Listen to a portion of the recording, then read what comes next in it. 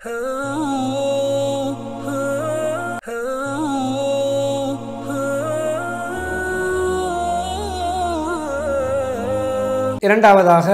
Medina முனவருடைய குத்பாவை ஷேக் அஹ்மத் தாலிப் ஹுமைத் ஹபிதுல்லாஹ் தந்தார்கள். தக்வாவை கொண்ட வசியத் இருக்கிறது. தக்வாவை கொண்டு உபதேசம் செய்வது சிறந்த வசியத், ஆகப்பெரிய சிறந்த உபதேசம் என்ற தலைப்பிலே ஹம்து ஸலவாத் தக்வாவுடைய வசியத்துக்கு பின்னால் ஈமான் தாரிகள் அல்லாஹ் பயந்து கொள்ளுங்கள், எப்பொழுதுமே நல்ல நேர்த்தியான சரியான பேச்சு பேசுங்கள் ஆயத்தோயினர்கள். அதே போன்று அல்லாஹ் மிக சிறந்த அழகான உபதேசத்தை, உன்னதமான கருத்தாளமிக்க உபதேசத்தை நமக்கு சுருக்கமாக அழகாக தெளிவாக செய்திருக்கிறான். அதாவது வானங்கள் பூமியில் அனைத்தும் அல்லாஹ்வுக்கே சொந்தம். நாங்கள் வேதம் கொடுக்கப்பட்ட, உங்களுக்கு முன்னால் வேதம் கொடுக்கப்பட்ட அவர்களுக்கும் உங்களுக்கு நாங்கள் அல்லாஹ்வை பயந்து நடக்குமாறு வசதி செய்து கொள்கிறோம். நீங்கள் நிராகரித்தால் நிச்சயமாக அல்லாஹ்வுக்குத்தான் வானம் பூமியில் உள்ள அனைத்தும் சொந்தம். அவன் தேவையற்றவன். உங்களுடைய அமல்கள், உங்களுடைய விஷயங்கள் நல்லவர்கள் தேவையற்றவன். அவன் சுய கௌரவம் உள்ளவன், புகழுக்குரியவன். வானம் பூமியில் அனைத்தும் அல்லாஹ்வுக்கே சொந்தம். அவன் பொறுப்பு விடயங்களை பொறுப்பேற்று நிறைவேற்றுவதற்கு சிறந்த பொறுப்புதாரி. நாடினால் உங்கள் மக்களை உங்கள் அனைவர்களையும் அழித்து இல்லாதொழித்து விட்டு வேறொரு கூட்டத்தாரை கொண்டு வரவும் முடியுமானால் நிச்சயமாக அல்லாஹ் அந்த விடயத்திலே சக்தி உள்ளவன், ஆற்றல் உள்ளவன். உங்களில் யார் துனியாவுடைய இம்மையுடைய கூலியை வெகுமதிகளை மாத்திரம் குறிக்கோளாக கொண்டு வாழ்வார்களோ அல்லாஹ்விடத்திலோ துனியா ஆகிற இம்மை மறுமை இரண்டுடைய சிறந்த வெகுமதிகளும் உண்டு. துனியாவை மாத்திரம் நீங்கள் வெகுமதிகளை ஆசிக்க வேண்டாம், குறிக்கோளாக கொள்ள வேண்டாம் என்ற கருத்தில் எல்லாம் சொல்கிறார். நிச்சயமாக அல்லாஹ் பேசுகின்ற விடயங்களை செவியேற்பவனாகவும் செய்கின்ற செயல்களை உற்று நோக்கக்கூடியவனாகவும் இருக்கிறான். சூரா நிசா 131 தொடக்கம் 134வது சொன்ன அல்லாஹ் நமக்கு செய்கின்ற தக்வாவுடைய உபதேசத்தை ஒற்றிய அந்த விடயங்களை சொல்லிவிட்டு இப்னு மஸ்ஊத் ரலியல்லாஹு சொல்கிறார்கள், முஹம்மது ஸல்லல்லாஹு அலைஹி வஸல்லம் அவர்களுடைய இறுதி நபித்துவம் எந்த அமைப்பில், எந்த வசியத், எந்த புத்திமதியை மையமாக வைத்து அமைந்ததென்று ஒரு பார்க்க நாடினால் பின்வரும் குர்ஆன் வசனங்களை ஓதட்டும். முஹம்மது ஸல்லல்லாஹு அலைஹி வஸல்லம் அவர்கள் சமூகத்துக்கு செய்த முழு உபதேசங்களை ரத்தின சுருக்கமாக புரிய நினைக்கின்றவர்.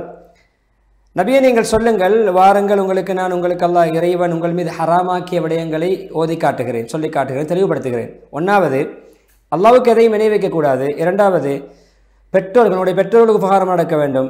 மூன்றாவது, உங்களுடைய குழந்தைகளை பசி பட்டினி வறுமையினால் கொல்லக்கூடாது. நாங்களே தான் உங்களுக்கும் உங்களுடைய பிள்ளைகளுக்கும் குழந்தைகளுக்கு உணவளிக்கிறோம். நான்காவது, நீங்கள் மானக்கேடான வெளிப்படை உள்ரங்கமான பகிரங்கமான ரகசியமான பிரகசியமான எல்லா மானக்கேடான விடயங்களையும் நீங்கள் எதையுமே செய்வதற்கு நெருங்கவும் கூடாது. ஐந்தாவது, எந்த உரிமையும் இல்லாமல் அல்லாஹ் ஹராமாக்கி எந்த உயிரையும் நீங்கள் கொல்லக்கூடாது. இது உங்களுக்கு அல்லாஹ் செய்கின்ற உபதேசம். நீங்கள் புத்திசாலிகளாக சிந்தித்து உணர்ந்து நடப்பதற்காக வேண்டி. ஆறாவது, நீங்கள் அனாதைகளுடைய சொத்துக்களின்பால் நெருங்க வேண்டாம். அது உரிய அனுமதிக்கப்பட்ட உகந்த முறைப்படியது அன்று, உரிய முறையிலே அன்று. அதாவது அதை பராமரிக்கின்ற முழு பொறுப்பை ஏற்றவர். அவருக்கு தேவையான அளவு குர்ஆன் சொல்லுகிறது. அவருடைய தேவைக்கு வேறு தொழில் செய்வதில் அதற்காக முழுமூச்சாக ஈடுபட்டால் அந்த உரிய முறை அழகான முறையிலே அன்று நீங்கள் நெருங்க வேண்டாம். அவர் உரிய பருவ வயதை அடையும் வரைக்கும் அவருடைய சொத்தை நீங்கள் பேணிப்புடன் பாதுகாக்க வேண்டும். ஏழாவது, அளவு நிறுவையை நீங்கள் பரிபூர்ணமாக நிறைவேற்ற வேண்டும். அளந்து கொடுப்பவற்றை பரிபூர்ணமாக அளந்து கொடுக்க வேண்டும். நிறுத்து கொடுக்கக்கூடியது நீதி நேர்மையாக அளவு நிறுவையிலே நீங்கள் சரியான அமானிதங்களை பேண வேண்டும். எந்த ஆத்மாவும் தன்னால் முடியுமானதை அன்றி அந்த ஆத்மா பணிக்கப்படுவது கிடையாது. எட்டாவது, நீங்கள் ஏதாவது பேசினால் நீதி நேர்மையாக ஜெனுவினாக பேசுங்கள். அது உறவினர்களாக இருந்தாலும் சரி, பக்கசார்பாக பேச வேண்டாம். ஒன்பதாவது, அல்லாஹ்வுடைய வாக்குறுதியை நிறைவேற்றுங்கள். அல்லாஹ்வுக்கு நீங்கள் கொடுத்த வாக்குறுதி நிறைவேற்றுங்கள். இது உங்களுக்கு அவன் செய்கின்ற உபதேசம். நீங்கள் புத்துணர்ச்சி பெறுவதற்காக வேண்டி, சிந்தித்து செயல்படுவதற்காக வேண்டி. எனவே என்னுடைய இந்த வழி, மேலே சொல்லப்பட்ட இப்படியான விடயங்களை பின்பற்றி வாழ்கின்ற வழிதான் நேரான வழி. அதை நீங்கள் பின்பற்றுங்கள். இஹ்தின ஸிராத்தல் முஸ்தகீம், நேரான வழியை பின்பற்றுங்கள். நீங்கள் பல வழிகள், ஏனைய பல தவறான அசத்தியமான வழிகளை பின்பற்ற வேண்டாம். அது உங்களை இறைவனுடைய நேர்வழியை விட்டும் உங்களை திசை திருப்பிவிடும், வழிகெடுத்துவிடும், பல பிரிவுகளாக பிரித்துவிடும். இது உங்களுக்கு அல்லாஹ் செய்கின்ற உபதேசம். நீங்கள் தக்வா உள்ளவர்களாக மாறுவதற்காக வேண்டி என்று இந்த 9-10 விடயங்களை அந்த ஆயத்தை ஓதிவிட்டு, அன்ஆம் 151 153 வசனங்களில் ஓதிவிட்டு 3 ஆயத்துகள். அல்லாஹ் சுப்ஹானஹு வ தஆலா, என்னையே நீங்கள் அஞ்சுங்கள் புத்திசாலிகளே, பக்ரா 197 வசனத்தை ஓதினார்கள். புத்திசாலிகள் உண்மையிலே யார் என்றால் வானம்பூமியுடைய இறைச்சைகளுடைய உபதேசத்தை செவிமடுத்து ஏற்று அடிபணிந்து நடக்கக்கூடியவர்கள். அதே போல நபிமார்கள் எத்தி வைத்த வாழ்க்கையை வாழக்கூடியவர்கள். யஹ்யா இப்னு ஜக்கரியா அலைஹிஸ்ஸலாம் மகன் யஹ்யா அலைஹிஸ்ஸலாம் பனு இஸ்ராயலுக்கு மத்தியிலே ஒரு தடவை பிரசங்கம் செய்தார்கள். மஸ்ஜித் முழுக்க மக்கள் நிறைந்திருக்கின்ற ஒரு சபையிலே. அவர்கள் எல்லாம் உயர்ந்த இடங்களில் எல்லாம் நிறைந்து உட்கார்ந்திருக்கிறார்கள். இவர்கள் ஹுத்பா செய்கிறார்கள். யஹ்யா அலைஹிஸ்ஸலாம் சொன்ன, நிச்சயமாக அல்லாஹ் எனக்கு 5 விடயங்களை ஏவிருக்கிறான், அதை செய்யுமாறு செயல்படுத்துமாறு. ஒன்று, உங்களுக்கும் அதை நான் ஏவி நீங்கள் அதை செயல்படுத்த வேண்டும். அல்லாஹ் எனக்கு ஏவிருக்கிறான், எனக்கு செய்யுமாறு நான் உங்களுக்கு ஏவுகிறேன், நீங்கள் செய்ய வேண்டும். அவருக்கு முதலாவது நீங்கள் அல்லாஹ்வை மாத்திரம் வணங்க வேண்டும், அவனுக்கு எதையும் இணை வைக்கக்கூடாது. பொதுவாக அல்லாஹ்வுக்கு இணை வைக்கக்கூடிய ஒரு உதாரணம், ஒரு மனிதர் ஒரு அடிமையை தன்னுடைய முழு பணத்தை, முழுமையாக தன்னுடைய பணத்தை, களப்பற்ற தன்னுடைய பணத்தை தங்கமோ வெள்ளியோ கொடுத்து வாங்குகிறார். தங்க நாணயம் அல்ல வெள்ளி நாணயத்தை கொடுத்து அவர் சொல்ல, இதனுடைய வீடு, இதனுடைய நீ எனக்காக செய்ய வேண்டிய கடமைகள், உன்னுடைய வேலைகள், உன்னுடைய ஊதிய பணி, நீ செய்ய வேண்டிய பணிவிடைகள், வேலைகள்னு சொல்கிறார். எனவே என்னுடைய முதலாளிக்கு தொழிலாளியாக நீ செய்ய வேண்டிய, ஊழியராக நீ செய்ய வேண்டிய ஊழியத்தை திறன்பட செவ்வன நிறைவேற்று, இதனுடைய வீடு, இதான் நீ செய்ய வேண்டிய பணிகள் என்று தன்னுடைய பணம் கொடுத்து ஒரு அடிமையை வாங்கி தன்னுடைய வேலைக்கு அமர்த்துகிறார். ஆனால் அவர் வேலை செய்கிறார். வேலை செய்துவிட்டு அதில் வருகின்ற வருவாய்களை, தன்னுடைய கடமைகளை, உரிமைகளை தன்னுடைய எஜமான் அல்லாத வேறொருவருக்கும் ஒப்படைக்கிறார். அதாவது தன்னுடைய எஜமானுக்கு சேவை செய்யாமல் வேறொருவருக்கு சேவை செய்யாமல் அதிலிருந்து வருகின்ற வருவாய்களை வேறொரு எஜமானிடம் கொண்டு போய் ஒப்படைக்கிறார். யாருக்காவது இப்படி தன்னுடைய பணத்தில் வாங்கிய தன்னுடைய அடிமை செய்வது பிடிக்குமா என்று கேட்டார்கள். அதே போலதான் அல்லாஹ் இணை வைப்பது அல்லாஹ்வுக்கு பிடிக்காது. இவ்வளவு பிரச்சிக்கக்கூடிய, இவ்வளவு நமக்கு எல்லா விடயங்களையும் தரக்கூடிய, வாழ்வாதாரம் தரக்கூடிய அல்லாஹ் விட்டு வேறு யாரையும் வணங்குவதற்கு அல்லாஹ் விரும்ப மாட்டான், விட்டு தர மாட்டான். அது ஷிர்க், அது இணை. இரண்டாவது விடயம், அல்லாஹ் உங்களுக்கு தொழுமாறு ஏவுகிறான். நீங்கள் தொழுதால் தொழுகையிலே அங்குமிங்கும் திரும்பி பார்க்காமல் தொழ வேண்டும், உள்ளச்சத்தோடு தொழ வேண்டும், கவனமாக தொழ வேண்டும். ஏன் தெரியுமா? அல்லாஹ் ஒரு அடியான் தொழும் பொழுது அவன் பக்கம் கவனம் செலுத்துகிறான். அந்த அடியான் திரும்பி பார்க்காமல், அங்குமிங்கும் அவனுடைய கவனங்களை சிதறடிக்காமல் ஒருமித்த சிந்தனையில் தொழுங்காலம் எல்லாம் அல்லாஹ்வும் அவன் பக்கம் கவனம் செலுத்தி கொண்டே இருக்கிறான். மூன்றாவது, உங்களுக்கு அல்லாஹ் நோன்பு நோட்குமாறு ஏவுகிறான். நோன்பு நோட்கக்கூடியவருக்கு உதாரணம், ஒரு பெரிய ஒரு கூட்டத்தில் இருக்கக்கூடிய ஒரு மனிதர், அவரிடத்திலே ஒரு கஸ்தூரி நிரப்பப்பட்ட ஒரு பை இருக்கிறது, நிறைய கஸ்தூரி. அந்த கூட்டத்துக்கு மத்தியில் அவர் கஸ்தூரி பையோடு இருக்கும் பொழுது எல்லோருக்குமே அந்த கஸ்தூரியுடைய நறுமணம் பிடிக்கும், நறுமணம் கமல்கிறது. அது எல்லோருக்கும் ஒரு பிடித்தமான, எல்லோருடைய மனதையும் ஈர்க்கிறது. அப்படியான ஒரு மனிதர் தான் நோன்பாளி. அது நோன்பாளியுடைய அந்த துருவாடை இருக்கிறது, நாவிலிருந்து வரக்கூடிய அந்த வாடை அல்லாஹ்விடத்தில் இந்த கஸ்தூரியை விட மனமானது. அதே போன்று அல்லாஹ் 4வது சதக்காவை ஏவுகிறான். உங்களுக்கு 4 முறை இணை வைக்கக்கூடாது இபாதத், 2வது தொழுகை, 3வது நோன்பு, சதக்காவை அல்லாஹ் ஏவுகிறான். பொதுவாக சதக்கா, தான தர்மங்களை கடமையான ஜக்காத் எப்படிப்பட்டதுன்னு சொன்னால், ஒரு மனிதர் அவரை எதிரிகள் சிறைப்பிடிக்கிறார்கள், கைது செய்கிறார்கள். அவருடைய கையை கழுத்தோடு இப்படி கட்டுகிறார்கள். இப்படி தான் கட்டுவது, 2 கைகளையும் கழுத்தோடு சேர்த்து கட்டுகிறார்கள். பழைய காலத்தில் கைதிகள் கட்டப்படக்கூடிய முறை. எனவே அவருடைய கழுத்தை வெட்டுவதற்காக அவரை முன்னால் கொண்டு வருகிறார்கள், அவரை முற்படுத்துகிறார்கள் கழுத்தை வெட்டுவதற்காக. அவர் சொல்கிறார், என்னிடம் இருக்கின்ற சொற்ப பொருள் அதிகமான எல்லா முழு பொருட்களையும் நான் உங்களுக்கு தந்து என்னை நான் விடுதலை செய்து கொள்கிறேன், என்னை விடுதலை செய்யுங்கள், என்னிடம் இருக்கின்ற சொற்ப பொருள் அதிகமான எல்லா பொருட்களையும் நீங்கள் எடுத்துக்கொள்ளுங்கள் என்று சொல்லி அந்த பொருட்களை எல்லாம் அவர் பணயமாக கொடுத்து அவர் தன்னை விடுதலை செய்து கொள்கிறார். அதுபோன்றுதான் சதக்கா கொடுக்கக்கூடியவர் தன்னை ஆபத்து, தண்டனை, வேதனைகளிலிருந்து விடுவித்துக் கொள்கிறார்.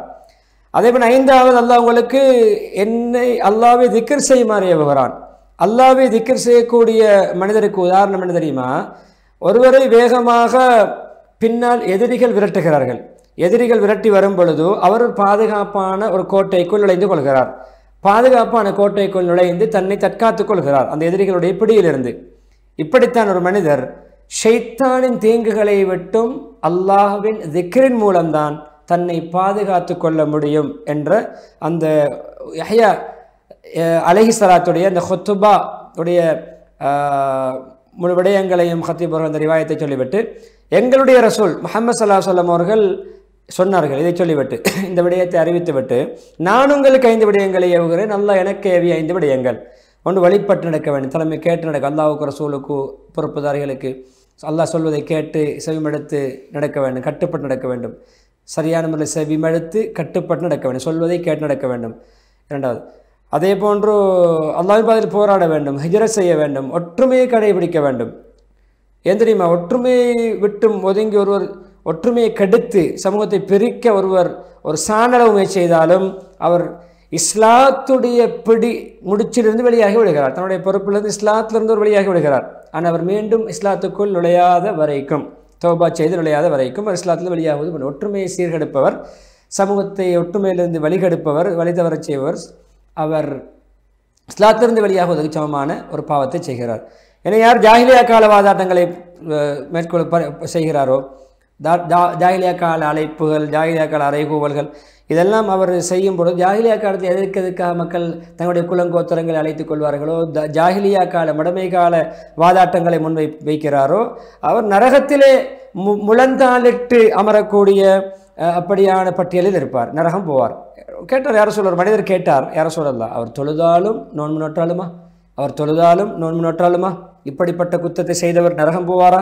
சொன்னார்கள், அவர் தொழுதாலும் சரி நோன்பு நோற்றாலும் சரி, இப்படி ஜாஹிலியா கால பேச்சு வழக்குகள், ஜாஹிலியா கால விவாதங்கள், ஜாஹிலியா கால இப்படியான சபதங்கள், இப்படியான விடயங்கள் ஈடுபடக்கூடியவர் தொழுதாலும் நோன்பு நோற்றாலும் இந்த நரகத்திலே வீசப்படுவார். எனவே நீங்கள் அல்லாஹ் உங்களுக்கு முஸ்லீம் மூமின் என்று உங்களுக்கு எந்த பெயர் வைத்தானே, அப்படியான அல்லாஹ் உங்களுக்கு எந்தெந்த வார்த்தையை பிரியவங்களை, எந்தெந்த அறைகூவல்களை, எந்தெந்த அழைப்புகளை, எந்தெந்த எதற்கெதுக்கு நீங்கள் மக்களை உதவித்தாசை அழைக்க வேண்டுமோ அப்படியான விவாதங்கள், வாதாட்டங்களை புரிந்து கொள்ளுங்கள் அல்லாஹ்வுடைய அடியார்களே என்று சொன்னார்கள். நூஹ் அலைஹிஸ்ஸலாம் அவர்கள் தன்னுடைய மகனுக்கு பின்வருமாறு உபதேசம் செய்தார்கள்.